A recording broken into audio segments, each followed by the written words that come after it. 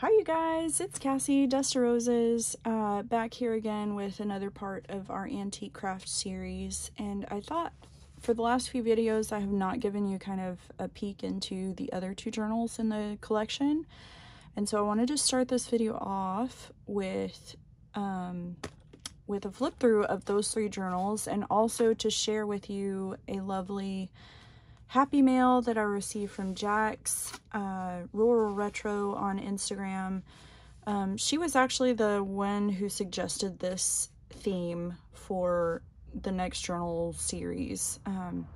And so I was talking with her, and she said she would send me a little parcel of antique papers and wallpapers, and so I just wanted to flip through those with you guys really fast. She is so generous. I love every single piece that she picked out to send me, and I hope, since I've received them before finishing the series, that I can work some of them into the collection. I just think that would be so great to work in. Look at these papers. It's about Shakespeare, maybe, I think, poetry. Okay.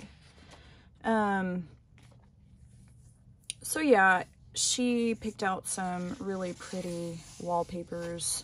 I mean, these are just gorgeous. Like how great would that be on like a big journaling card or something of the sort? And they kind of have like a silvery sheen to them. I don't know if the camera is picking that up, but they're kind of shiny, or these ones are. I love the little register strip on the end. Oh man, I love that. But I think this paper is actually my favorite. Like, I adore anything pastoral, or like with people and landscape in it, which I guess is the same, pastoral. This is so sweet. I love this. Oh, that's so cute. This one is kind of blue.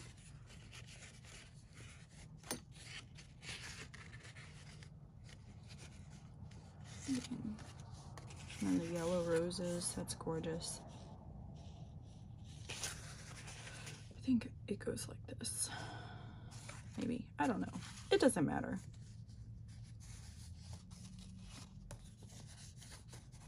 Oh, I thought that was in, it's just a crease in the paper.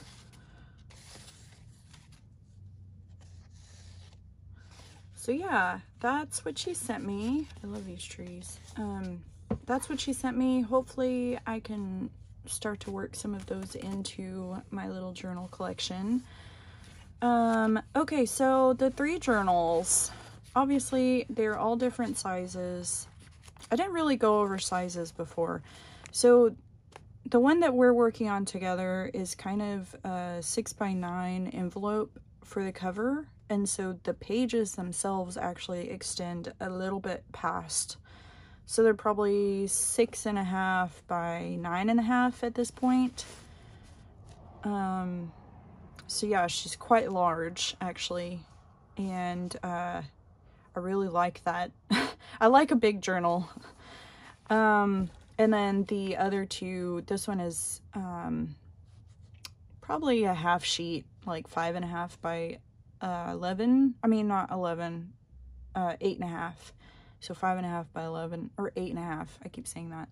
And then this one is 7.5, but I've left some of the pages as long as I folded them. So 8.5 by 5.5, but really maybe 6. So they're all quite big. And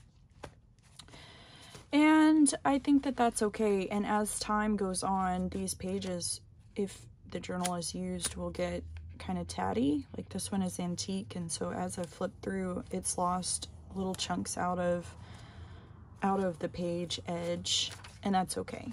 So I'm just going to do a flip through of these two, since you guys will see or have seen this one. And yeah, oh, I need to, my foot is going to sleep. Okay, So, they're not as far along as the one that we're working on together, just because I've had so many life things going on, with moving into my antique space and the end of the school year and just things.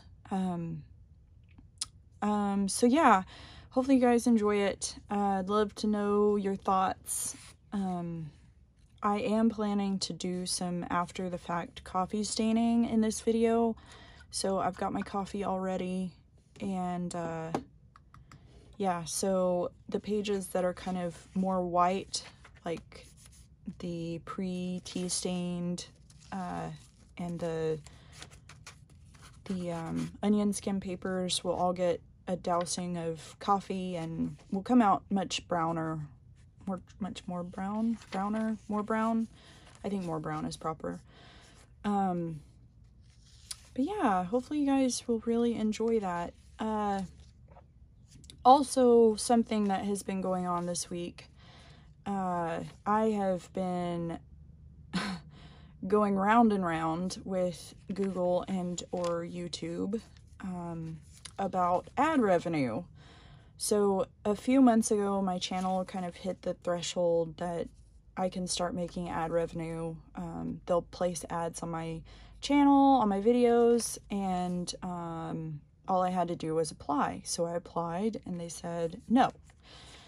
The reason being that I already had an AdSense account. So I started doing the research, and apparently in my very young adult days, as in 18, I started a little blog and signed up for AdSense at that point with some obscure email address, which I actually still remember, and I remember the password, and I can prove my identity by my social and driver's license and all of that. But because I already have this other account, Google and /YouTube /AdSense are all saying, no, you already have an account, but they want me to prove my identity by having one of two ways. Having an old device that I logged in from, so that's a no, because my computer long since has died and I've replaced it with a new Mac, which is also now getting old. Or log in from my old IP address, also no. Oh, and the third way was to have my phone number, like they send a code to my old phone number, which also no. So all of those three things are no, I cannot do it, and I would expect that any average person would also be able to say no to those three things. So for all those reasons, my channel will continue to be ad-free, which is great for you guys. So you guys will continue to watch my videos with no ads, which personally, I was kind of on the fence about whether to add ads to my videos, but decided I needed to because, sorry, taking a drink of coffee, decided I needed to because if my creative work is how I support myself and my son, I need all of my channels to be producing some form of an income. So on Instagram, I hold the Instagram sales, Etsy, I sell my digitals, and then Patreon obviously is Patreon supporters, and I produce content for them. And so YouTube was the only kind of channel of mine that's not really producing any income for me. And so I asked my Instagram following on a poll, like, what do you guys think I should do? Do you have any suggestions? Have you seen this issue before? Blah, blah, blah. And like kind of explained in a nutshell what was going on. And the great majority of people suggested that I either create a Patreon, or if they knew that I already had one, they said, make a new tier. For, $1 or $2 a month or something. And then just tell your YouTube subscribers what's going on, and that I've made a new tier. And so I've made a new tier. If you greatly appreciate my work here on YouTube, but don't really want to have all the extra stuff that Patreon has access to, like the digitals and the exclusive content and swaps and things like that, I do have a YouTube appreciation tier now that is $1 a month. So it's just $1, and if you wanted to support at a higher level but still just belong to that tier, you could put in, you know, $2, $2.50 or whatever. And so yeah, that's kind of my workaround. It keeps my channel ad-free. Those of you who want to support me in that way can. If you don't, I'm not offended. And like, everyone has their own limitations and what they can do and what they can't do. And so that's okay. If you don't want to, that's okay. Now, some people suggested that I privatize all of my videos and charge everyone, but I'll never do that. I want my videos to remain free for you guys to watch. But yeah, think of it as like a donation to a maker who really kind of needs the money. But yeah, so anyway, all that to say, I appreciate you guys watching my channel. You have blown me away by the support that I've received from my YouTube channel. Like, over the last few months, my channel views and watch time have increased by like 300%, which is a lot. And like, in the last 28 days, I've had enough view hours to reapply for ad revenue, or ads being monetization of my channel. So if that gives you any idea how many people are watching my channel, that's a big deal. And I am flattered and completely humbled by the support that you guys have shown me. So again, it's completely optional. I like literally get hives thinking about asking you guys to support me in that way, especially considering ads are like free to you. They just show up on your videos, and then the maker gets a little ad revenue from it. So this is obviously totally different in that it will be directly affecting your bank account and budget. But yeah, so if you feel so led to do that, I appreciate it so much. But otherwise, I hope you guys really enjoy the rest of the video. So we'll start with stitching all the tabs and ruffles that we've placed in the journal so far. I am using my sewing machine and the same black thread that I used to do all the initial stitching on the cover and stitching all the pockets together. Y'all will have to forgive the crowdedness of my desk in this video. I've had a lot going on over the last few weeks, and it's really taken its toll on like just how tidy my workspace has been. So I did try to keep it pretty clean for the actual shot, but there at the end of the video specifically, there's like a water bottle sitting right in the middle of the shot, so I'm so sorry about that. But yeah, gotta stay hydrated. It's already almost 90 degrees here in Texas, so yeah, I am just going to go through stitching all the ruffles together. Sometimes I do a back stitch, sometimes I don't, depending on how secure I feel the piece is already in the journal. On these wide kind of embroidered trims, I'm actually going to go back and forth and kind of make like this funky zigzag stitch. And since this is the first one, I kind of thought, oh, well, I'll just pivot my sewing machine every time. And then I was like, well, why am I doing that? Because I do have backstitch. So yeah, word to the wise, just use the backstitch. It's a lot easier than trying to turn the whole page inside the mouth of the sewing machine. So on this page with the little vellum receipt papers, I did decide to stitch the top. It was glued, and so it was optional at this point to stitch or not, but I thought it added a nice little extra detail to the page. And again, I had gone through and glued all of my tabs and ruffles and textiles to the edges of the papers, so they're not actually going anywhere if I don't stitch them, but I feel like the stitching just makes the journal look really cohesive and really flow well together. Later on in the video, we are going to do some after the fact coffee staining.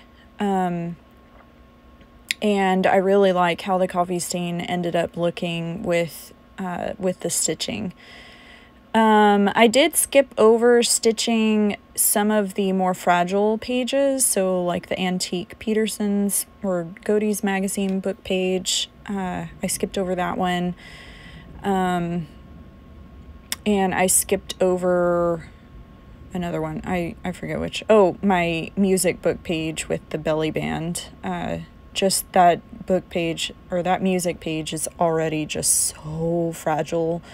I didn't want to risk it. So if you do have any more fragile pieces in your journal construction, just take that into consideration when you're stitching, because the sewing machine does pull the thread and create tension when you're stitching, so you could be risking tearing the journal page.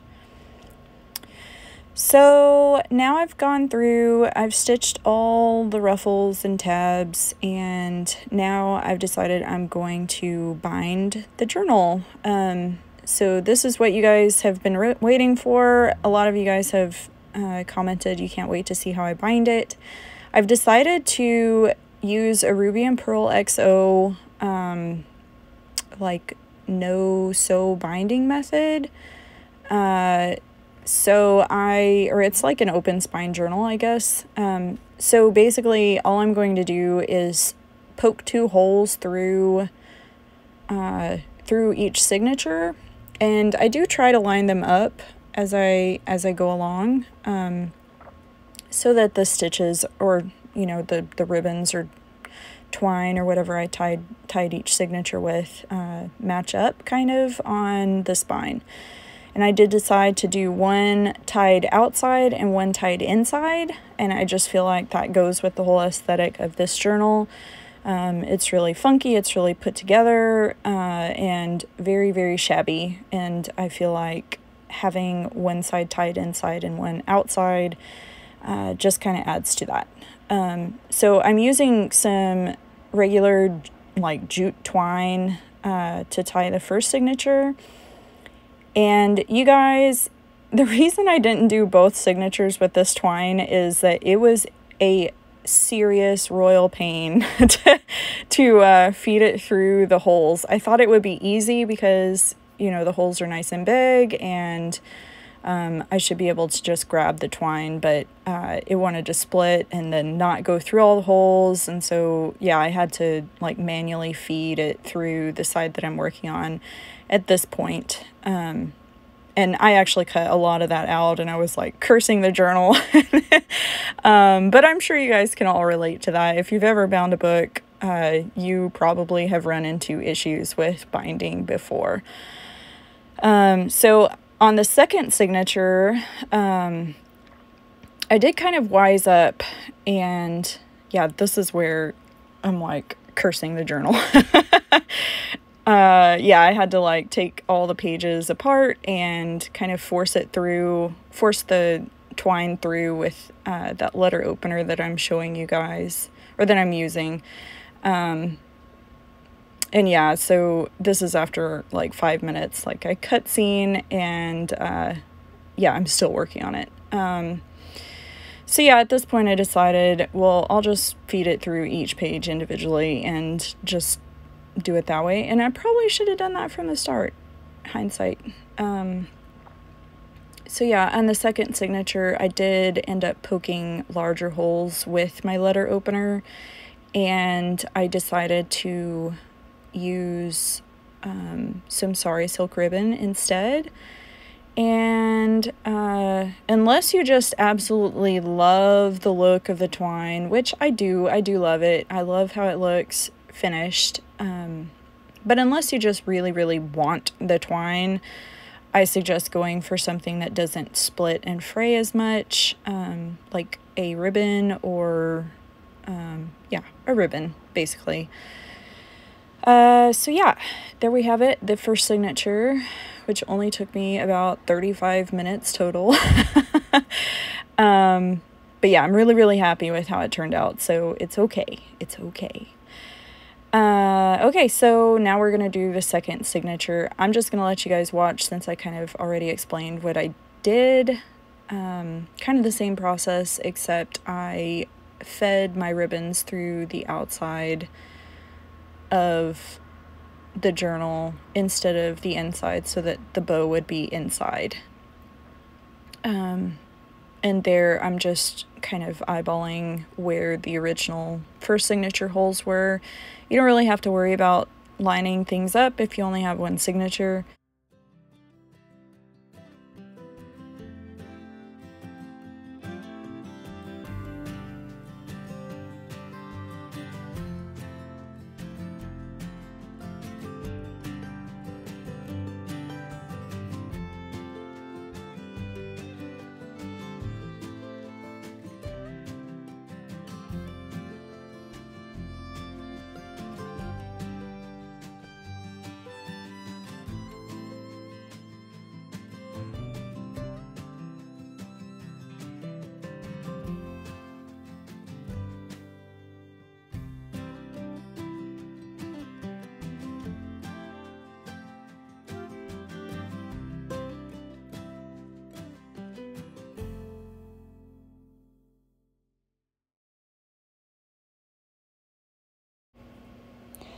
So I really love how that second signature looks. The ribbon and the French page with the antique wallpaper. I just love how all those things just really work together super well. So here I'm just doing a quick flip through and kind of evaluating like how the binding worked out, how tight it ended up.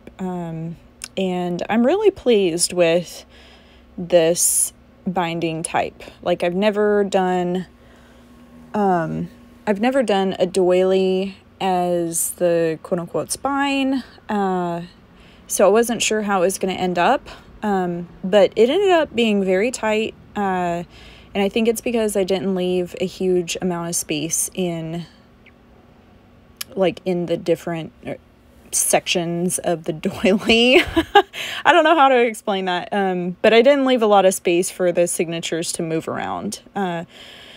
So now I'm going to do some coffee staining, and you guys, this coffee smells so good. I'm going to tell you what I did. I added a little bit of cinnamon and a couple of like whole cloves to my coffee, and it smells so good. So yeah, my journal now smells like a nice cinnamon roll or something. So yeah, I go through and coffee stain and kind of dry it off in between with my little heat gun. I'm kind of glad that I'm doing a voiceover because the heat gun is actually super duper loud, and yeah, it would be extra loud on the video, I think. So yeah, if you have one, that's great. I have to use one because Texas humidity like it's already almost 90 degrees, and we also have like, I don't know, it's like monsoon season or something. It's just been raining every single day, so the humidity is high, there's water everywhere. It's just really bad. So yeah, this journal was never going to dry if I didn't dry it off with my little heat gun. It's actually an embossing gun, like a heat tool for embossing, but it works well for drying pages too. A word about drying like trims and things that you have coffee stained. Be very careful if you have a high heat gun like mine is very high heat. If you have a synthetic material in your trim and it's not cotton or linen, the heat tool will melt it. Yeah, so if you guys see me waving my arms, it's because there's a fly bothering me. That's the other problem with this weather that we're having right now. Like, it is making the flies really bad. Flies and mosquitoes. Yeah, it's bad. So yeah, I'm just going through and kind of coffee staining all the different areas that I think could use it. If the trims are especially white, I do that. If a page is especially white, like my coffee stained papers, some of them were lighter than others, and so I wanted to do some extra coffee staining on that. So yeah, here I'm using my heat gun.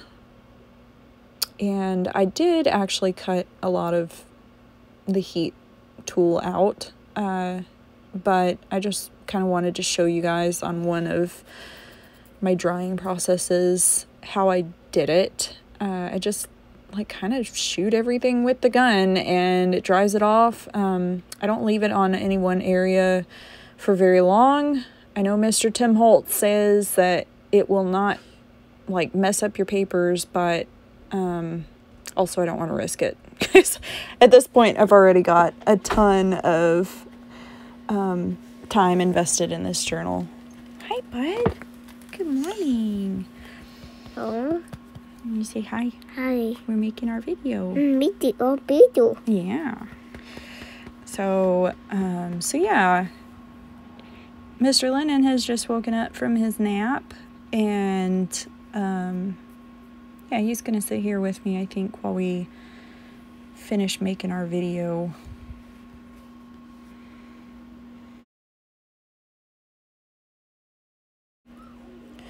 So yeah, you can choose to do the coffee staining a couple of pages at a time and dry things off, or do a whole chunk like I'm doing and dry things off. It's totally up to you, your preference. I do kind of wish that the pages were not getting as wavy as they are. I'm not exactly sure why that's happening, except like I'm making them wet. Water or liquid just, you know, obviously makes paper get kind of bubbly and gross, but I'm trying to accept it and be okay with the wavy pages. But yeah, as I went on with my coffee staining, I started adding more drops. I do think that I will go back and do the same process kind of to the first pages that I did. I've realized that if you dry the pages off, now you guys know that I've always said I would rather buy my coffee stain papers from someone else who enjoys making them, because I kind of find the process a little bit tedious. I will say that I do enjoy doing a journal in this way. So after the fact, after the journal is constructed, like going through and coffee staining the pages, and just like adding that as an extra embellishment or a detail to the journal, I find that is very much more enjoyable to me because it more closely resembles painting, which was kind of my creative outlet and actually my job before I started making journals. So yeah, some advice about coffee staining pages, and I'm sure you guys are all going to be like, oh, that's old news, Cassie. We already knew that. If you add coffee drops after a page is already dry, it will come out more grungy than the original dried page. So like if you want a super dark area, add some coffee, dry it off, and then add more coffee, and it will dry even darker. Also, the longer you allow the coffee to sit on the page, the more it will bleed and kind of feather out into the paper. So if you want just like a really strong drop of coffee or like a really dark area, dry it before it has a chance to like soak in and bleed out into the rest of the paper. So yeah, those are my coffee staining tips, lessons learned from doing kind of this process. Again, I've coffee stained, don't really enjoy doing the whole sheet and like baking it in the oven and all that. I enjoy baking. I do not enjoy baking my paper. So yeah, I'd much rather buy pre-coffee stained papers from other makers who enjoy doing that process. I know there are people out there who do. I am not one of them. But I do definitely enjoy coffee staining my pages after they're in my journal. So yeah, different pages are taking the coffee in different ways. I'm using my fingers to smear the coffee around on the page, and like smashing it onto the other pages, and I'm just getting really free and intuitive with my coffee staining process. Now on this page, because it was two pages kind of pasted together, when I coffee stained one side, it bled through to the other side, but did not bleed through both pages. So I had to go in and kind of add some more coffee to the other side. So yeah, I'm just kind of trying to make the whole journal look very cohesive and all coffee stained kind of evenly, as evenly uneven as I can. So yeah, I really like the effect. I like how it turned out. But yeah, again, I am being careful around the sari trim because I know the little sequins that are stitched on are actually plastic. So yeah, when I'm drying it off, I actually turn the journal upside down since I'm right-handed. Obviously, if you're left-handed, you don't have to do that. But yeah, I turn it upside down and actually hold the page up. Luckily, my fingernails are long in this video. I kind of let them grow out and then I'll trim them and let them grow out again and trim them. But yeah, I hold the page kind of up to where it's not going to lay up against the sari piece while I'm drying it off. And yeah, I'm using my fingernails to kind of hold it because the heat tool will burn you if you are touching the page while you're coffee staining or while you're drying your coffee stain page. As I was coffee staining this page, some of the petals that were in the handmade paper actually started coming off, which I'm kind of sad about, but then also I'm like, well, I guess that's part of the process, and you know, it was something that happened while I was making the journal, so it's okay. Yeah, so pages that are antique, like this music sheet, I'm not coffee staining as heavily because the coffee does have, you know, I did not neutralize the acidity of it, so it could cause the page to deteriorate a little bit faster. Like, obviously it's not going to happen during our lifetime probably, but yeah, I do consider my journals to be heirloom journals, something that can be passed down to your children or your grandchildren, and so for the most part I do try to create things that are going to last.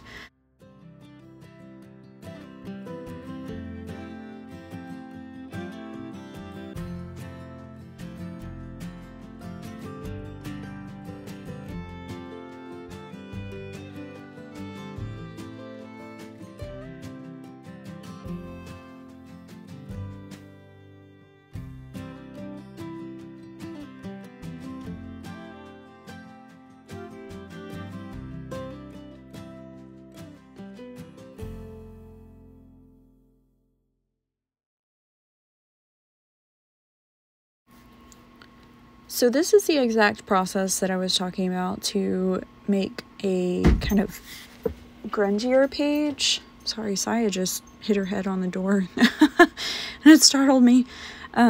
She's okay. She was just turning around and she's kind of clumsy. Anyway, so this is like the exact process that I was talking about to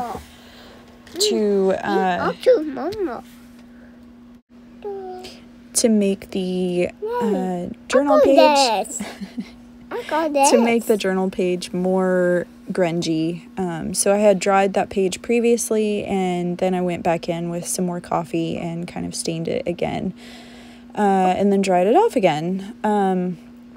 So I really like the effect. I did post this little clip as a teaser video on my Instagram, so if that gives you guys any idea, I kind of waited to the last second to do the voiceover on this video. But yeah, so we're almost done with the coffee staining. This is really a long process. I sped the video up to about 4 times as fast as what it actually took. So, and cut out a lot of the drying time.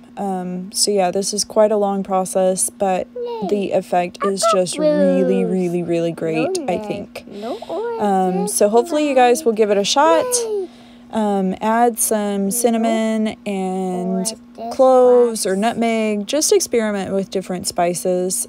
They all smell different, and they all just make your journal smell really pretty, I think. So yeah, I'm just doing kind of a flip through.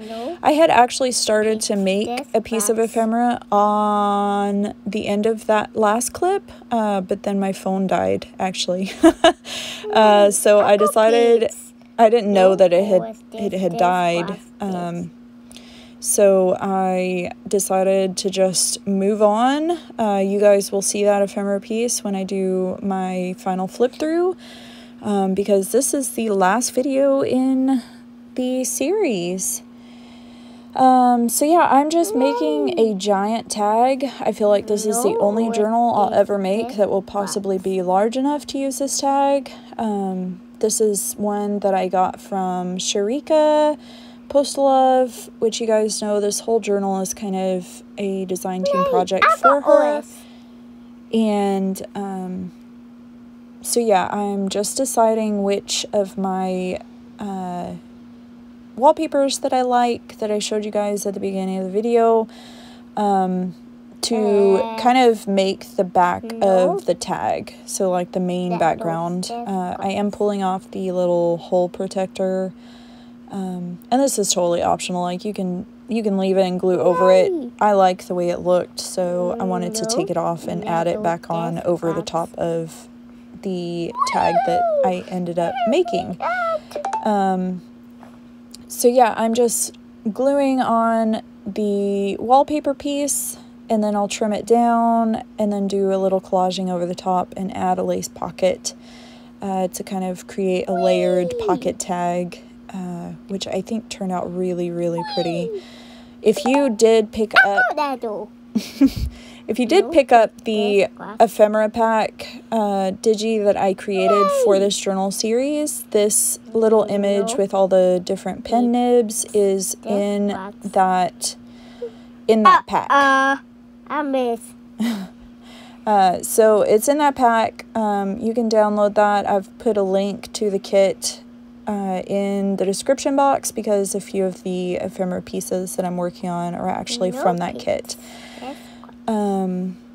So yeah, I just ripped it kind of halfway down, because I didn't want to cover up the entire wallpaper piece. I wanted to leave some of that floral vase visible. But yeah, I like how it turned out. There's 3 different elements, and they're just really pretty to me. So yeah, I'm just deciding like how I want the lace to look on the bottom, and I'm just using this big like lace fabric piece to add a pocket to the bottom of the tag. I do trim down the lace a bit because it's just a little bit long. And I do it I try to do it a little bit off, like not as straight. Because again, I want this journal to look very pieced together and imperfect, and I just really like how that looks. So I'm repunching the hole with my Crop-A-Dile and adding the little hole protector back on over the top of my collage, and I just really love how this tag turned out. So now I am going to make an altered postcard, and I'm not sure if I'm going to go for this one or the really pretty French one. And of course, I go for the really pretty French one. And I know I want to add a lace pocket to the back of the ephemera piece. I'm not sure if I'll use this long lace piece and add it kind of long ways, or use this other kind of lace scrap, or a different, so you'll see me kind of audition different pieces. I like to leave that kind of process in when I can. I do land on this piece that I got from my friend Maggie in a recent Happy Meal she sent me, and it had a little piece of paper glued to it because she, I think, used it to wrap something.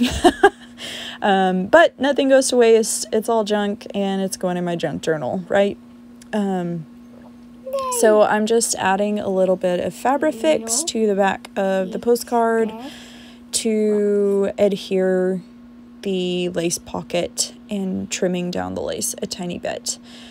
Yeah, so I was not sure, it just felt so unfinished to me, and so I thought I'll add this wax seal that I got from Brianna, out some of the wax seals, and I wanted to use one in each of my little antique craft journals because I thought they were so pretty and match the colors just perfectly. So I'm just tying a little piece of seam binding around the postcard to make a bow on the front, and adding that wax seal onto the front as well. And yeah, so that ephemera piece is good. I'm going to tuck 2 antique calling cards into the back. I'll go through kind of my, like, a little part of my stash of calling cards so you guys can see those as I'm looking for another one. But I did end up choosing another card that had some black linen or satin attached to it, like it's a satin finish card, and it is just stunning in person, you guys. I'll show a close-up when I do my flip through so you guys can see it, but I just thought that it added a nice little bit of contrast to the back of the card. And I find that adding some different, like, darker pieces to my ephemera is really helping kind of break up all the, like, really creamy neutrals. And so, yeah, I added that in to kind of break up where I added in the other calling card because it kind of got lost, and I feel like that really helps. So yeah, now we are starting on the next piece, which is a little coin envelope with the string ties. So this is a modern envelope. It's probably one of the only modern pieces going into the journal aside from the coffee stained papers. But I really like the envelopes themselves, and so I'm just collaging a few little pieces on the front and adding a sticker, like a little floral sticker, and we'll call this piece good. I think that what goes inside the envelopes is most important. So I did add another calling card, so whoever ends up with this journal will get several Victorian calling cards, which I think is just great. I love them, and I think that they lend themselves really well to this journal theme.